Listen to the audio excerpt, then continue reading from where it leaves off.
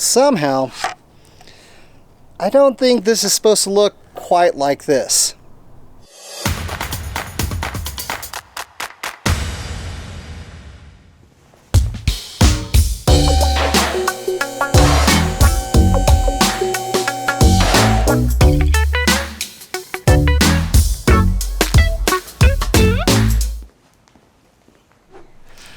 It was a little over 6 months ago that Sydney and I did our very first damage report on our Jeep JL Wrangler Rubicon Unlimited after taking it out on the rocks for the very first time.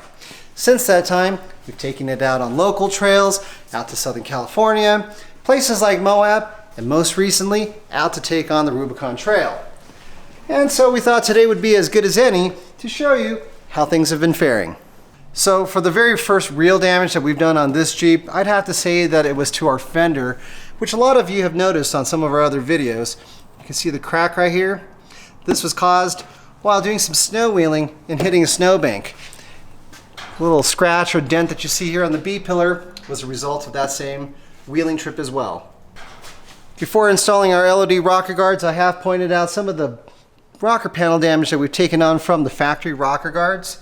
You see there's a dent here, and you can almost see that there's a line going across from where the factory rocker guard was making contact. But in spite of all its scratches and not even dents, I'd say, the LOD rocker guards have been holding up pretty well and doing a pretty good job of keeping our Jeep safe. It'd been a while since we've wheeled with anything other than trimmed factory fenders, which gave us a narrow profile. So getting back out on the trail with full fenders like we have on our JL Wrangler was kind of a new experience, or one we haven't been used to in a while. And as you can see, we've hit a few rocks and trees along the way. You can see on this corner right here, on the passenger side we hit it right here, clipped the side of it just a bit right here, maybe a little harder right here.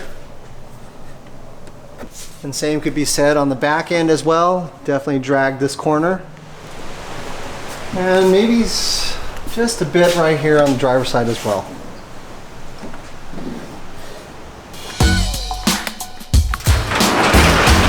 Just to make things a little easier to see up front, I'm going to close some of these doors. Got a little light here to help show you what's going on. Alright, now that we've got the garage doors closed so we could get a better look up front, you can see here that we went ahead and removed the LOD skid plate that normally comes with this type of bumper, and we left just a cross member on just to slim things up and give it a lighter look. As you can see, it is bowed up from multiple impacts out on the trail, but in spite of it, it still did a great job of protecting the sway bar disconnect motor. One of the things that I'm really surprised at is the fact that both the drag link and tie rod, which are significantly beefier than what came on the JK, did surprisingly well. You can see that there have been multiple impacts from me just sliding off my line or picking bad lines, and in spite of it, they look really straight. However, in spite of how straight it looks, the tie rod is clearly bent ever so slightly because our steering wheel was off on our last trail run, and we did have to make an adjustment to recenter it. Also, what really took an impact was this guy, the steering stabilizer. In spite of it being slightly higher than it was on the JK, it's still pretty hard not to hit out on the rocks. But what did fare pretty well, and maybe because of the steering stabilizer helping to protect it, is the FAD motor. I was a little bit concerned about it being so low and in the way, but maybe a couple light scratches did perfectly fine. Really early on, we did see a couple people online who had a track bar mount at the frame tear completely off. As you can see here, that hasn't been the case for us. All our welds are completely intact, and the bracket looks like it's holding secure. Of course, on the axle end, the track bar mount looks perfectly fine. All right, let's get some more light in here.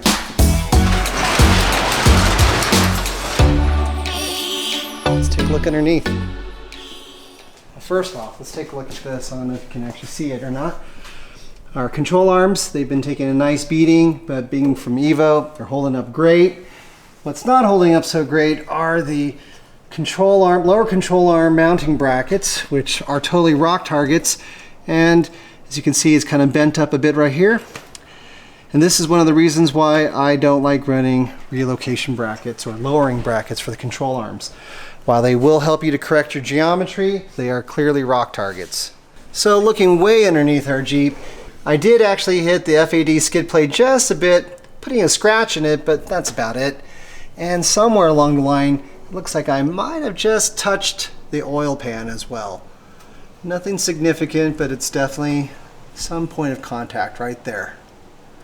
One of the things that I've never really liked about the new front axle on the Jeep JL Wrangler is the fact that somebody somewhere decided that it was a good idea to put the drain plug right on the bottom of it. Now, while that would make it easier for you to maintain the differential by being able to drain it completely, it also makes it a rock target. As you can see, you just slip off one line, hit one rock, and you start damaging the face of it, making it almost, if not entirely, impossible to remove. Also, if you hit it just right, it'll actually spin the drain plug and cause it to leak, just like you're seeing right here.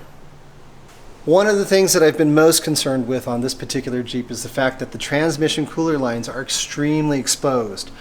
Fortunately, I've been lucky enough not to hit them, and they're intact without any skid plate, as well as the sump pan for the transmission. They all look good.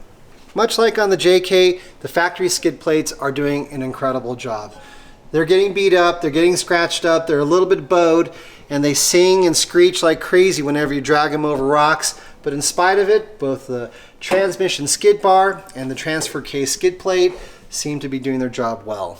One of the really nice improvements that have been made to the JL is in its transmission cross member. Unlike the JK before, which just would crumble and get destroyed over hitting a few rocks, you can see here it's been reinforced with what looks like a skid plate or some kind of a thicker plate, and in spite of hitting it multiple times, it seems to be holding its shape just great. While the factory skid plates and skid bars do a great job of protecting everything underneath the JL, if there is a downside, it's in how they're connected to the frame rails. As you can see here, they've got this kind of squared off tube that are designed to protect the bolt heads, but what they really do is hang you up on every rock, tree stump, or otherwise out on the trail. Just like the JK before, the gas tank skid plate is really where all the abuse happens. You can see right here, big impacts are causing it to buckle in. Maybe not as bad as it did on the JK, but there are still points where it is starting to collapse. Because of the impact that you see right here, the gas tank skid plate has bowed out a bit, and that brought it closer to the drive shaft. As you can see up above, that's causing the weights, the balancing weights on the drive shaft to make contact with the gas tank skid plate. And while we're here, you can see that I actually clipped and damaged the slip shaft boot on the rear drive shaft, and that'll have to be something that gets either patched up or replaced. Unfortunately, left unchecked, the grease inside this area can dry out, and that'll cause your rear drive shaft to seize up. Moving further toward the back, you can see that the rear lower control arm mounts and shock mounts are taking a beating. This is something we've always expected because they hang so low, but surprisingly, they're still doing okay. Hopefully there'll be an option to actually elevate this point in the future. One of the things that I'm really surprised with is the fact that the rear differential is not leaking. I thought for sure that this cover would get hung up or peeled back like you would have seen on the JK and cause it to leak, but so far so good. Without question, one of the biggest rock targets on the JL Wrangler is the muffler and tailpipe. These things are huge and they hang down really low, but this is something that we've seen on the JK as well. Now, what we didn't see on the JK was the fact that this Jeep has exhaust hangers made out of aluminum. And as you can see here, they're brittle. And a solid hit to the tailpipe, instead of crushing it flat, will just break this guy. This is the second time we've broken this. Fortunately, I was able to make a trail fix using some baling wire, but I think I'm gonna have to come up with something a little more permanent. So I assumed that I would catch this sooner or later, and on our last trail run out to the Rubicon, you can see I hit a rock off the muffler and it caught just the back of the wiring harness connector for a trailer and peeled it back just a bit. Fortunately, both our Cooper STT Pros and KMC XD231s have been doing awesome on the trail. Definitely taking a beating, but they're ready to come back for more.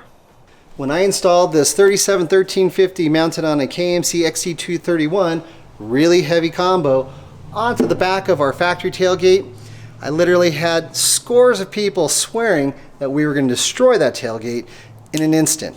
Some people said give it 6 months and it'd be destroyed. I can tell you, it is not. Fortunately, we've been wheeling smart and using a hitch stinger, just like this, because from experience, what ultimately causes the tailgate to get destroyed is the base of the spare catching on a rock, a ledge, or other obstacle and peeling it up and buckling it in. And finally, on our last trip to the Rubicon, well, we did a little body damage, as you can see right here. One bad line, one bad decision, trying to push forward, caught one rock, and that's what it did. Hopefully we can get that fixed.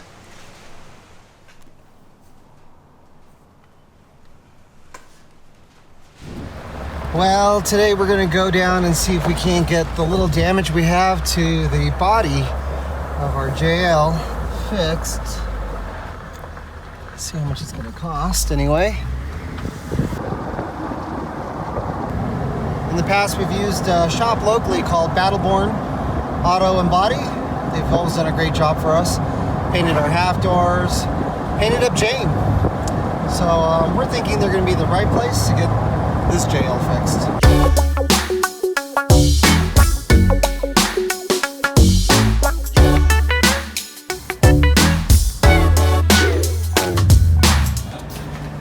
So I got a little bit of damage right here. Okay.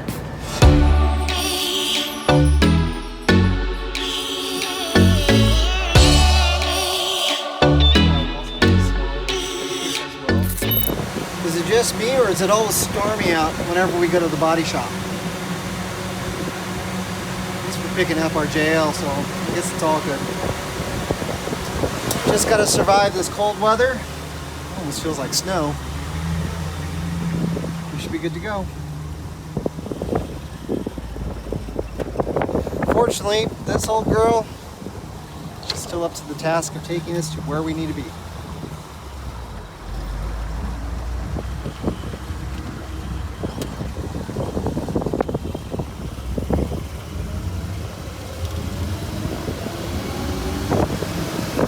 It's not too bad, is it? Kind of nice.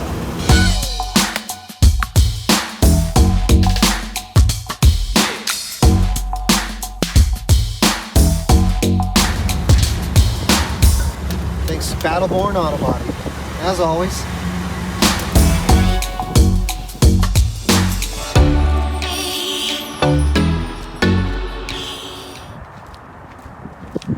Wow, good as new. Look at that. Can't even tell anything ever happened. It's awesome.